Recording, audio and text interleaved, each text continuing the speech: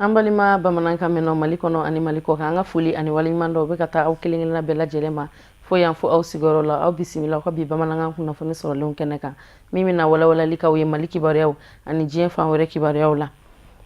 Seliba ni bɛɛ lajɛlen b'a dɔn sagafaga seli de la. Ani o tɔ tora dɔgɔkun kelen de ye. A ka di silamɛ denbayatigi bɛɛ lajɛlen i ka sagafaga ni a se b'i ye. Bawo wajibi don silamɛ ɲuman bɛɛ lajɛlen kan. O de hukumu kɔnɔna na hakilina in o kɛra sagafagala dɔw jɔrɔna koba ye feerelikɛla dɔw olu y'a lajɛ ka fɛɛrɛ dɔw bila sen kan walasa bɛɛ lajɛlen bɛ se k'i ka denbaya lahinɛ seli don. Burama Jara ani Ibrahim Kulubali olu ye ɲɛɲinini k'o kan. An ka jɛ an k'u ka sɔrɔlenw lajɛ. Ani seliba tɔ kɔni ye tile damadama bɔɲɔgɔnko ye. Okumu kɔnɔna la fɛn min ye sagaw kɔni sɔngɔ ye o gɛlɛyalen bɛ kosɛbɛ. Yaasa ka se ka saga kelen sɔrɔ ka na n'a ye ka denbaya la o ye denbayatigi bɛɛ lajɛlen haminako ye. O kosɔn n ti sa sɔngɔ o de dalen bɛ sagaw kan. I komi san tɔw la an b'a ye cogo min san o san nin gɛlɛya kelen don ka ɲɛsin sagaw sɔngɔ ma seliba ɲɛkɔrɔla la. Saga juraw fana y'a yira k'a fɔ fɛn min ye saga kɔni nani ye ka don Bamakɔ o ka gɛlɛn kosɛbɛ ani ka fara saga baloli kan san kɔnɔ k'o fana ye fɛn min ni o ka gɛlɛn kosɛbɛ an ka jamana kɔnɔ. Ɲina sagaw ye cogo modèle min na a wari ka ca ka tɛmɛ salon tan ninnu kan. Salon ne ye saga dɔ san 15,000 o ni mi san 15,000 ɲina nana kɔnɔ o ɲɔgɔn kelen ɲininkali kɛ bi o ko ne ma 25,000. Bon ne yɛrɛ kɔni fɛ a ka ca saga da ka ca mais saga kɔni ka ca Bamakɔ bi na komi ani monsieur Dramera bɛ baara kɛ ɲɔgɔn fɛ ça fait à peu près 10 ans donc an tɛ se ka a to yen f'an ka n'a ka yɔrɔ la ka na saga lajɛ donc a se ka négocier n'a sɔrɔ a bɛ se ka dɔɔni bɔ anw ye a prix la. Bon ne bɛ min fɔ mɔgɔw ɲɛna surtout saga feerelaw u k'a essayer ka dɔ bɔ saga prix la parce que Mali la bi na sɛgɛ bɛ mɔgɔw la. Sɛgɛ bɛ mɔgɔw la effectivement u k'a essayer ka saga da jigi pour que bɛɛ ka se ka saga sɔrɔ parce que ne yɛrɛ kan ka saga san ka taa n'a ye fo Sikaso pour la fête. Yaasa saga sanni ka se ka nɔgɔya saga sanbaw ma saga juraw y'a yira k'a fɔ ko fo dayɛlɛli ka kɛ nɔgɔya siraw fɛ minnu bɛ se k'a to saga sanbaw olu tɛ gɛlɛya sɔrɔ saga sanni na u k'a sara dɔɔni ka kɔn saga sɔrɔli ɲɛ saga juraw bolo o de kɛra nɔgɔya da ye saga juraw ye min sɔrɔ yaasa saga sannaw bɛ se ka nɔgɔya sɔrɔ u ka saga ko waleyaw la u y'a yira k'a fɔ seli ɲɛkɔrɔla la waribɔta kɔni dakun ka bon kosɛbɛ denbayatigiw ma. Sisan nana saga ye o ni saga ninnu an ni mɔgɔ caman bɛ baara kɛ ani bendiya bɛ baara kɛ ani bim bɛ baara kɛ o ni groupe min yɛrɛ filɛ nin ye bendiya taara na ta ye wari ni ye bim ta ye bon ala barika la nana ni saga 600 ani 85 ye bon caman kɔni taara la bon an bɛ ka an kɔni tɛ taa ni saga ye yɔrɔ si la Mali kɔ ani malidenw de bɛ jɛ ka baara kɛ ɲɔgɔn fɛ. Bon alhamdulillah ɲinan kɔni wanda samiya donna samiya donna sisan de baganw kɔni caman ma fa ka se kɔrɔlen ma ɲɛmɛ ye sugu yɔrɔ bɛɛ la galibaliw bɛɛ la sagabaw kɔni man ca bon saga ɲinan a ka gɛlɛn quoi parce que saga balilenw man ca saga ka ca de bari balilenw man ca quoi bon min bɛ ka ɲɛ kelen ma n bɛ mɛn kɔni f'u ye mɔgɔ kɔni ne ka kila ɲɛ i k'i jɛ ka na ka so a k'i kan t'a fɔ ko ɲɛ mi ka fɛn bila ɲɛ parce que sagabaw man ca ɲinan kosɛbɛ. Seli ɲɛkɔrɔla in na sagaw kɔni bɔlen bɛ kosɛbɛ nka saga juraw y'a yira k'a fɔ sanni kɔni ka dɔgɔn kosɛbɛ ka sabu kɛ ko caman fana hakilina ye k'a fɔ ni seli tɔ tora tile 1 walima tile 2 ye k'a bɛ kɛ saga juraw ma diyagoya ni ka saga dajigi o hukumu kɔnɔna la olu nana ka n'u ka saga san nɔgɔya kɔnɔna la nka monsieur Dramera ale kɔni ye hakilina min bɔ ka bin ni o de ye ka saga don juru la saga sannaw ma u k'a sara dɔɔni ka kɔn saga sɔrɔli ɲɛ o hakilina kɔni o bɛ kɛ fɛn ye min ni o bɛ taa silamɛ bɛɛ lajɛlen jimi sira fɛ. Sisan an bɛ bɔ Mali kibaruyaw la an b'an kunda diɲɛ fan wɛrɛ kibaruyaw la sɔrɔli kan Usumani Sogore bɛ walawalali k'an ye bi an ka sɔrɔlenw lajɛ.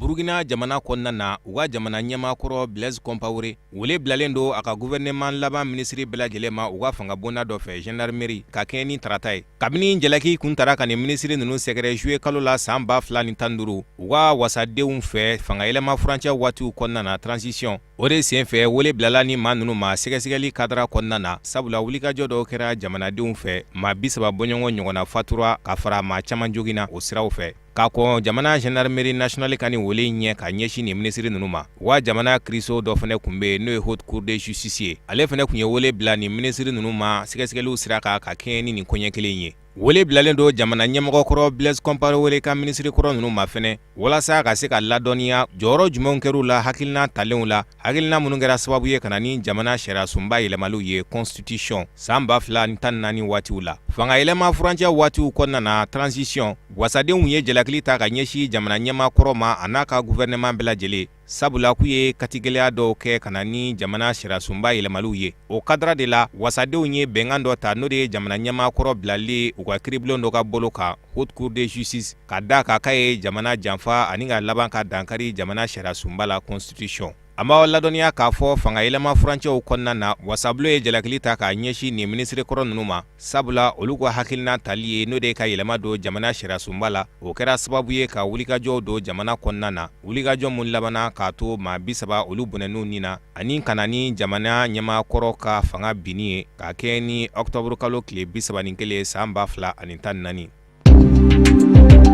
Gabon jamana kɔnɔna na u ka minisiri mun ka baara bɛ ɲɛsin kirikow ma ministre de la justice Séraphin Muntanga a y'a yira tɛnɛn tɛmɛnen k'a labɛnnen don k'a bolo bɔ baaraw la n'o ye démission ye wa a y'a yira kunnafonidi siraw kan k'a ka baara bilali kun tɛ dɔwɛrɛ a ka se ka lafiya da ɲini a yɛrɛ ye n'o ye liberté totale ye mun bɛ tali kɛ Faransikaw ka ministre des affaires étrangères la u ka minisiri mun ka baara bɛ ɲɛsin Faransi jamana ani jamana wɛrɛw kɔkanciw ɲɛnabɔli ma ale y'a ka haminako n'a ka jɔrɔnako de yira k'a kɛ ni Faransi jamanadenw ka kɔɲɔw ye Faransi jamanaden minnu sigilen don Gabon jamana kɔnɔna na wa a bɛ tile damadɔnin bɔ u t'olu ka kunnafoniw kalama tuguni mun bɛ tali kɛ Gabon fanga la ale kɔni bɛ ka jalaki ta halisa ka Jean Ping sɛngɛrɛ k'a fɔ wulikajɔ minnu bɛ ka kɛ Gabon jamana kɔnɔna na k'a ɲin bɛ o wulikajɔ ninnu na. An b'aw ladɔnniya k'a fɔ Gabon jamana kɔnɔna na u ka minisiri mun ka baara bɛ ɲɛsin jamana kɔnɔna labɛnniw ma ministre de l'intérieur ale ye mɔgɔw ladɔnniya tiɲɛli minnu donna Gabon jamana kɔnɔna na dɔgɔkun tɛmɛnen ka kɛ ni wulikajɔw ye halisa jamana kɔnɔna na fanga ni fanga sinamatɔnw kɔni bɛ ka jalakili ta ka ɲɔgɔn sɛgɛrɛ ni yuruguyurugu baaraw ye olu de kɛra sababu ye sababu minnu nana n'u ka jamana minisiri mun ka baara bɛ ɲɛsin kirikow ma ale ka baara bilali ye. Centrafrique jamana kɔnɔna na u ka jamana ɲɛmɔgɔ Faustin Archange Touadéra a bɔra k'a ka taama filanan kuncɛ u ka marabolo dɔ la u ka marabolo min bɛ wele ko Bria jamana kɔrɔyanfan ka digi a kayankayanfan fɛ wa taama in dabɔra kɛrɛnkɛrɛnnenya la jamana ɲɛmɔgɔ fɛ walasa ka taa marabolo in dugudenw hakilina sigi ni k'a yira a marabolo dugudenw na ko jamana fanga hakili ma bɔ u kɔ a janbuw la wa Bria de ye dugu filanan ye u ka jamana ɲɛmɔgɔ ye taama kɛ ka taa dugu mun kɔnɔna na kabini a kɛra jamana ɲɛma ye wa yɔrɔ fɛnɛ don ni kulu maramafɛntigi kɔrɔw ex-Seleka olu kun kelen bɛ ka bisimila minɛ yɔrɔ mun na wa jamana ɲɛmɔgɔ ka taama in senfɛ ani maa caman ye ɲɔgɔn ye kɛrɛnkɛrɛnnenya la société civile maaw forobatɔnw ani marabolo in maa ɲɛmaw n'u labana k'u ka haminako yira jamana ɲɛma yɛrɛ la wa marabolo in mɛri y'a yira jamana ɲɛmɔgɔ la ko kalanyɔrɔ to olu fɛ n'o ye ekɔliw ye furakɛli yɔrɔ n'o ye lopitalisow ye o t'olu ka yɔrɔw la wa u b'a jigi ne k'a fɔ jamana ɲɛmɔgɔ ka taali olu ka marabolo la o kana kɛ gansan ye wa jamana ɲɛmɔgɔ fana y'a yira dugudenw na k'a fɔ bɛn dɔrɔn de bɛ se ka jamana jɔ o de y'a to jamana ɲɛmɔgɔ ani marabolo dugudenw ka ɲɔgɔn ye cɛ ani kulu maramafɛntigiw fana tun ye ɲɔgɔn ye halisa k'a ba don u ka hakilina la u ko hakilina ma processus de désarmement démobilisation ani réinsertion n'o bɛ kɛ sababu ye ka maramafɛnw minɛ kulu maramafɛntigiw la ani ka laban k'u don muruba kala la jamana ɲɛmɔgɔ ye layidu dɔ ta layidu min b'a yira k'a fɔ a na taama dɔ kɛ kalo o kalo ka taa marabolo dɔ la fo ka taa se a ka san 5 banni ma. Zambi jamana kɔnɔna na u ka jamana ɲɛmɔgɔ Edgar Lungu a labɛnnen don ka taa jamana ɲɛmɔgɔya layidu di jamanadenw ma hali n'o y'a sɔrɔ maa dɔw kun ma jɛ ni a sigili ye a yɛrɛ nɔ la ka kɛ ni kalo tɛmɛnen u ka jamana sariyasunba cour constitutionnelle ale y'a ka se daɲɛnamaya bɛɛ lajɛlen ɲɛna ka kɛ ni ntɛnɛn septembre kalo tile 5 k'a kɔ jamana sariyasunba ka nin jaabi in bɔli ɲɛ u ka fanga sinamatɔn dɔ bɛ jamana kɔnɔna na mun kun taara u ka jamana kiriso sɛgɛrɛ k'a fɔ olu ma jɛ ni Edgar Lungu ka jamana ɲɛmɔgɔ ye sabula ka da kan kalatafiliw senfɛ ko namara dɔw kɛra ko kɔrɔ nka olu kɛra kɔrɔfɔw ye u ka jamana sariyasunba fɛ cour constitutionnelle a ma kalaturu kɔrɔfɔ minnu na Zambi fanga bolo nin kɛra ko bannen o de y'a to fanga y'a yira ko jamana ɲɛmɔgɔ a ka taa ka jamana ɲɛmɔgɔya layidu di jamanadenw ma k'a kɛ ni septembre kalo tile 13 ye jamana ɲɛmɔgɔ ka nin san 5 baara in a bɛna sigi gɛlɛyaw de kan an b'aw ladɔnniya k'a kɛ ni jamana ɲɛmɔgɔya ɲini kalatafili jaabiw bɔlenw ye maa 100 ani maa 50 ɲɔgɔnna bɛɛ lajɛlen de minɛna Zambi fanga fɛ k'a bɔ u ka marabolo fan camanw na. San'an k'an ka bi bamanankan kunnafoni sɔrɔlen kun cɛ an bɛna an ka kɛnɛya bulon dayɛlɛ an ka kɛnɛya kunnafonidilaw wulila ka taa se kɛnɛya tigilamɔgɔ dɔw ma u bɛna ɲɛfɔli k'an ye bana min kan bi o ye sugunɛsira bana dɔ de ye n'u k'a ma ko lichas urinaire Tata Ture a ye barodasigi kɛ ni kɛnɛya tigilamɔgɔw ye an ka jɛ an ka o sɔrɔlenw lamɛn. Lichage urinaire bana ye bana min n'a bɛ sɔrɔ an ka ji min t'anw fɛ kɛrɛnkɛrɛnyana buruburu minnu bɛ sɔrɔ ji la olu farali ɲɔgɔn kan o bɛ kɛ sababu ye ka lichage urinaire bila mɔgɔ la. Ni urétroscopie de a bamanankan fɔ ka gɛlɛn dɔɔni.